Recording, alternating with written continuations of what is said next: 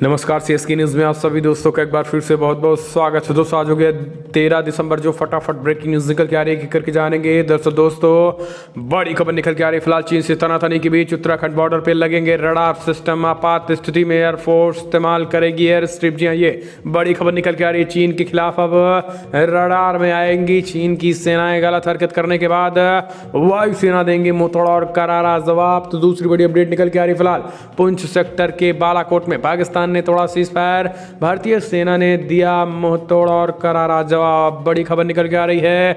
आतंकियों की घुसपैठ की मंशा नाकामयाब। तीसरी बड़ी अपडेट, फिलहाल भारत चीन सीमा विवाद पे बोले उप सेना प्रमुख, कहा जल्द बहाल होंगी पहले की सिचुएशन। चीन के लिए कई बड़ी बातें जी आपको बता दें। फिलहाल उप नेता प्रमुख लगाए गए हैं एलएसी पे। इस बीच सब कुछ खबरें एक करके आपको विस्तार से बताएंगे। जहां पर ममता बनर्जी की खैर नहीं, पश्चिम बंगाल में उखड़ेगी ममता बनर्जी की सरकार। शाह ने बनाया मास्टर प्लान। तो वहीं बड़ी खबर निकल के आ रही, ईरान और तुर्की आपस में भिड़ चुके हैं। तो इनके बारे में भी आपको बताएंगे। सब कुछ खबरें एक एक करके जानेंगे। जहां पर एलआईसी पर चीन से तनाव कब खत्म होगा, विदेश मंत्री एस जयशंकर का बड़ा बयान निकल के आया है। कहा युद्ध की सिचुएशन में चीन को पड़ेगा भारी। तो दोस्तों किसानों को लेकर भी कुछ एक बड़ी अपडेट निकल के आ रही। सब कुछ खबरें फटाफट अंदाज में एक करके आपको विस्तार से बताएंगे। लेकिन उससे पहले एक छोटा सा निवेदन, अगर आपने चैनल को अभी तक सब्सक्राइब नहीं किया तो प्लीज सब्सक्राइब की लाल बटन दबाकर चैनल को सब्सक्राइब करें। और अगर आप भी मानते हैं कि प्रधानमंत्री मोदी के नेतृत्व में देश चीन और पाकिस्तान दोनों को मुंहतोड़ और करारा जवाब देगा, तो इस वीडियो को लाइक करके अपना समर्थन दर्ज कर इस देश की गौरवशाली इंडियन आर्मी के लिए भी जय हिंद लिखना मत भूलेगा। दोस्तों दरअसल पहली बड़ी अपडेट निकल के आ रही। फिलहाल चीन से तनातनी के बीच उत्तराखंड बॉर्डर पर लगेंगे रडार सिस्टम। आपात सिचुएशन में एयरफोर्स इस्तेमाल करेंगे एयर स्ट्रिप। जी हाँ, चीन सीमा पर तनाव को देखते हुए वायुसेना को राज्य के हेलीपैड और एयर स्ट्रिप का आपात उपयोग करने की इजाजत दी जा रही है। इसके लिए मुख्य सचिव ने गृह, लो नेवी और नागरिक उड्डयन विभाग के अधिकारियों की अहम बैठक बुलाई गई है। वहीं वायुसेना चीफ से खतरे को देखते हुए बॉर्डर पर रडार लगाने जा रही है। चीन के साथ पिछले कई महीनों से सीमा पर तनाव चल रहा है। तनाव को देखते हुए सेना बॉर्डर पर अपनी स्थिति को मजबूत करने में जुट गई है। राज्य से लगती चीन सीमा पर भी पिछले कई महीनों से सेना की सतर्कता कई गुना बढ़ा दी गई है। बॉर्डर की सड़कों व अन्य सुविधाओं को भी बढ़ाया जा रहा है। इस कड़ी में अब राज्य के एयर स्ट्रिप और हेलीपैड आपात स्थिति में वायुसेना के उपयोग की इजाजत दी जा रही है। ये बड़ी खबर निकल के आ रही है। मुख्य सचिव ओम प्रकाश की ओर से इस संदर्भ में 14 दिसंबर को नागरिक उड्डयन विभाग के साथ ही लोक निर्माण विभाग और गृह विभाग के अधिकारियों की भी बैठक बुलाई गई है। लेकिन आपको बता दें, चीन के खिलाफ ये रडार सिस्टम बेहद मजबूत बताए जा रहे हैं। आपको बता दें कि चीन की अब खैर नहीं होगी रडार सिस्टम में। चीन की सेनाओं की चालबाजी का तत्काल पता चलेगा। हम चलते हैं अपडेट। फिलहाल पुंछ सेक्टर के बालाकोट में पाकिस्तान ने तोड़ा सीजफायर, भारतीय सेना ने दिया मुंहतोड़ और करारा जवाब। जी हाँ, आतंकियों की घुसपैठ कराने की मंशा से पाकिस्तान ने शनिवार शाम जम्मू के पुंछ सेक्टर में एलओसी पर युद्ध विराम का उल्लंघन किया है। वहीं भारतीय सेना ने पाकिस्तान की इस नापाक हरकत का मुंहतोड़ जवाब दिया है। रविवार को जम्मू कश्मीर में होने वाले जिला विकास परिषद के चुनाव से कुछ ही घंटों पहले पाकिस्तान ने एक बार फिर अपनी नापाक हरकतों को अंजाम दे दिया है। पाकिस्तान ने शनिवार शाम करीब 6 बजे जम्मू कश्मीर के पुंछ सेक्टर में बालाकोट में एलओसी पर फायरिंग भी शुरू कर दी है। जम्मू में सेना के प्रवक्ता लेफ्टिनेंट जनरल देवेंद्र आनंद के मुताबिक पाकिस्तान ने पहले बालाकोट सेक्टर में छोटे हथियारों से फायरिंग की और फिर अग्रिम चौकियों पर मोर्टार भी दागे हैं। एलओसी पे तैनात भारतीय सेना के जवानों ने भी पाकिस्तान की नापाक हरकत का जवाब उसी की भाषा में दिया है। हम चलते हैं अगले अपडेट। फिलहाल भारत चीन सीमा विवाद पे बोले उप नेता प्रमुख, कहा जल्द बहाल होगी पहले की स्थिति। चीन के लिए कई बड़ी बातें। उप थल सेना प्रमुख लेफ्टिनेंट जनरल एस.के. सैनी ने कहा कि फिलहाल पूर्वी लद्दाख में भारत चीन सीमा विवाद सुलझाने के लिए लगातार सैन्य और राजनयिक स्तर पर बातचीत चल रही है। जल्द ही यहां अप्रैल से पहले ही स्थिति बहाल होगी। उन्होंने कहा है कि फिलहाल देश की संप्रभुता, अखंडता पर किसी भी प्रकार की आंच नहीं आने दी जाएगी, चाहे इसके लिए किसी भी हद तक जाना पड़े। Lieutenant general SK. सैनी ने ये बात भारतीय सैन्य अकादमी में आयोजित पासिंग आउट परेड के बाद पत्रकारों से बातचीत के दौरान कही है। चीन के साथ चल रहे सीमा विवाद पे उन्होंने कहा है कि फिलहाल ये काफ़ी जटिल मसला है। ऐसे मसले बातचीत के जरिए ही सुलझाए जाते हैं और इसमें समय लगता है। उन्होंने उम्मीद जताई है कि फिलहाल जल्द ही बातचीत से समस्या का समाधान भी निकलेगा। हम चलते हैं अगले अपडेट। फिलहाल ईरान, भारत और उज्बेकिस्तान के बीच बड़ी बैठक 14 दिसंबर को चाबहार के संयुक्त उपयोग के लिए लगेगी मुहर। सैन्य परिस्थितियों में भी हो सकता है उपयोग। चीन को बड़ा झटका। ईरान के चाबहार बंदरगाह के संयुक्त उपयोग पर भारत, ईरान और उज्बेकिस्तान के बीच पहली त्रिपक्षीय कार्य समूह की बैठक 14 दिसंबर को आयोजित की जाएगी। विदेश मंत्रालय ने इसकी जानकारी दे दी। मंत्रालय ने बताया कि फिलहाल भारत चाबहार बंदर के पारागमन बंदरगाह के रूप में उपयोग करने के लिए उज्बेकिस्तान के हित का स्वागत करता है। मंत्रालय ने कहा है कि चाबहार बंदरगाह क्षेत्र के व्यापारी और व्यापार समुदाय के लिए आर्थिक अवसर भी खोलेगा। दरअसल उज्बेकिस्तान के अलावा अन्य मध्य एशियाई देशों में भी बंदरगाह का उपयोग करने में रुचि दिखाई है। भारत इस मुद्दे पर क्षेत्रीय देशों के साथ निकट सहयोग भी करना चाहता है। हम चलते हैं अगली अपडेट। फिलहाल एलएसी पे चीन से तनाव कब खत्म होगा? विदेश मंत्री एस जयशंकर ने इसकी भविष्यवाणी की। कहा चीन युद्ध की सिचुएशन में लगेगा करारा झटका। जी हां, विदेश मंत्री एस जयशंकर ने वास्तविक नियंत्रण रेखा एलएसी पे तनाव के लिए एक बार फिर चीन को जिम्मेदार ठहराया है। उन्होंने फिक्की के कार्यक्रम में शनिवार को कहा है कि फिलहाल इस वर्ष कुछ घटनाएं बहुत विचलित करने वाली हैं। पूर्वी लद्दाख में चीन से जारी गतिरोध हाल फिलहाल में ये खत्म हो जाएगा और ये लंबा खींचेगा। इस सवाल पर विदेश मंत्री ने कहा है कि फिलहाल मैं इस बारे में कोई भविष्यवाणी नहीं करूंगा। उन्होंने कहा है कि इस साल की घटनाएं बेहद विचलित करने वाली हैं। दूसरे पक्ष में समझौते का पालन नहीं किया गया। वास्तविक नियंत्रण रेखा का सम्मान हो और वहाँ गतिविधियों पर नज़र रखी जा सके।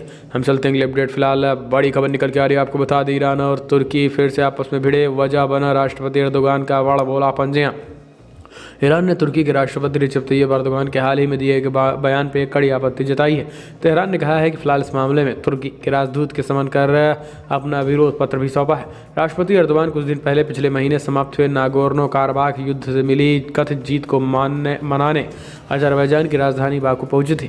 इसी दौरान उन्होंने ईरान के अजरी अल्पसंख्यकों के बीच अलगाववाद को लेकर एक कविता पढ़ी जो कि ईरान से संबंधित थी और ईरान को वहां पे बदनाम करने की कोशिश की गई थी, जिसके बाद ईरान ने इसको लेकर कड़ी आलोचना जताई है और तुर्की के राष्ट्रपति को भी हद में रहने तक की भी चुनौती दे डाली है। हम चलते हैं अगले अपडेट। फिलहाल प्रधानमंत्री नरेंद्र मोदी देंगे बड़ी सौगात। दिल्ली और काशी के बीच जल्द चलेगी बुलेट ट्रेन, बनेगा हाई स्पीड कॉरिडोर। जी हां, प्रधानमंत्री मोदी के संसदीय क्षेत्र वाराणसी को एक नई सौगात मिलने जा रही है। देश की राजधानी दिल्ली और धर्मनगर काशी को high speed train bullet train की जल्द ही सौगात मिलेगी। इसके लिए दिल्ली से वाराणसी के बीच हाई स्पीड कॉरिडोर बनाने के लिए रविवार 13 दिसंबर को सर्वे का कार्य भी शुरू होने जा रहा है।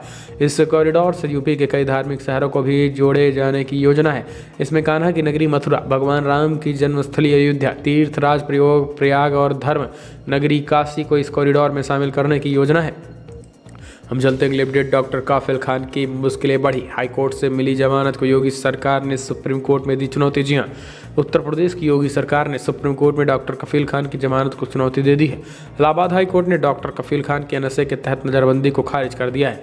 डॉक्टर कफील खान को भड़काऊ बयान मामले में एनएसए के तहत नज़रबंद किया गया है। इस मामले में हाईकोर्ट से राहत मिलने के बाद डॉक्टर कफील खान को रिहा कर दिया गया है। डॉक्टर कफील गोरखपुर मेडिकल कॉलेज में डॉक्टर थे। सुप्रीम कोर्ट पहुंची योगी सरकार ने कहा है कि फिलहाल डॉक्टर कफील खान पर लगे आरोप बेहद गंभीर किस्म के हैं। हाईकोर्ट ने उन पर लगे आरोपों को पूरी समीक्षा नहीं की है। सरकार ने सुप्रीम कोर्ट हाईकोर्ट के आदेश की समीक्षा करते हुए डॉक्टर कफील खान की जमानत को रद्द करने की अपील कर डाली है। हम चलते हैं अगली अपडेट लेते हैं। फिलहाल अब्दुल्ला मुफ्ती परिवार पर बरसे अनुराग ठाकुर। चुनाव परिणाम को लेकर कही बड़ी बातें, गुपकार गैंगियों की खैर नहीं। दरअसल जिला विकास परिषद डीडीसी के चुनाव के चलते प्रदेश में सियासी पारा हाई है। केंद्रीय मंत्री अनुराग ठाकुर अब्दुल्ला और मुफ्ती एंड कंपनी यानी गुपकार गैंग पे बड़ा हमला बोला है। उन्होंने कहा है कि फिलहाल प्रदेश की सियासत में कुछ परिवारों का राज देखने को मिल रहा है।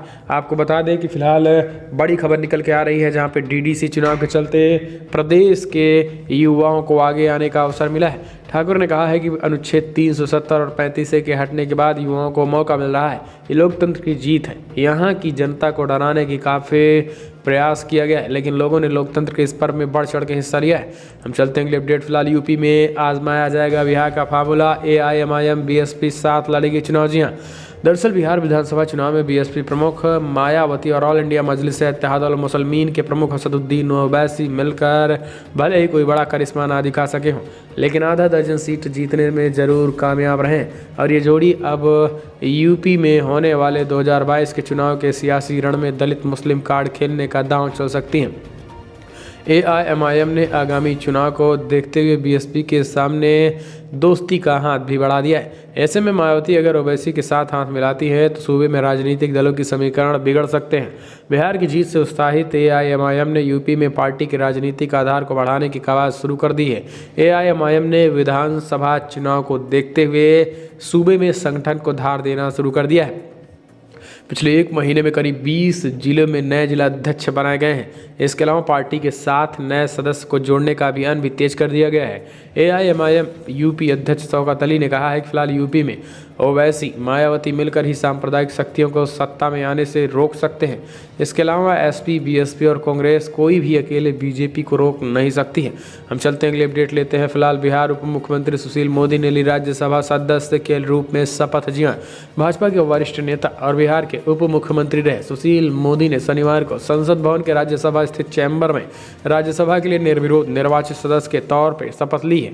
राज्यसभा के सभापति, उपसभापति, उपराष्ट्रपति वेंकैया नायडू ने उन्हें सदस्यता की शपथ दिलाई है। इस मौके पर राज्यसभा के लिए पूर्व में से निर्वाचित भाजपा के राष्ट्रीय महामंत्री अरुण सिंह और यूपी से निर्वाचित सीमा ने भी शपथ ग्रहण किया है।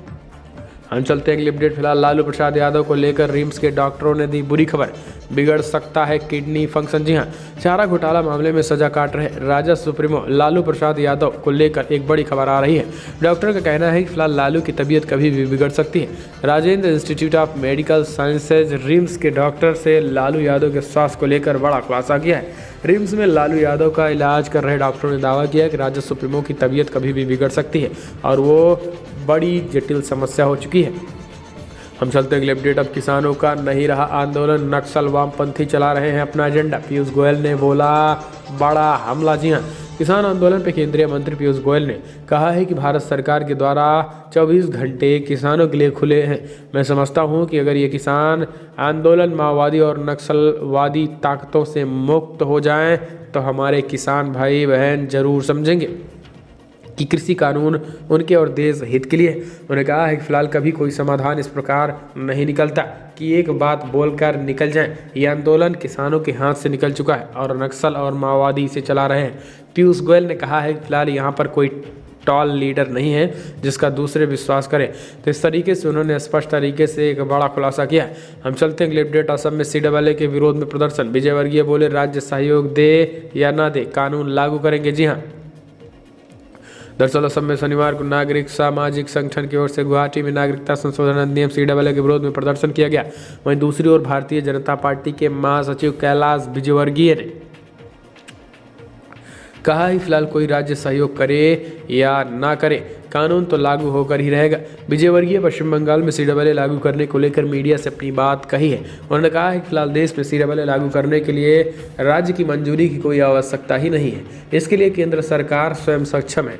अगर कोई राज्य सहयोग देगा तो भी इसे लागू करेंगे और नहीं देगा तो भी इसे लागू किया ही जाएगा। किसी भी कीमत पे किसी में दम नहीं है कि CAA के कानून को रोक सके।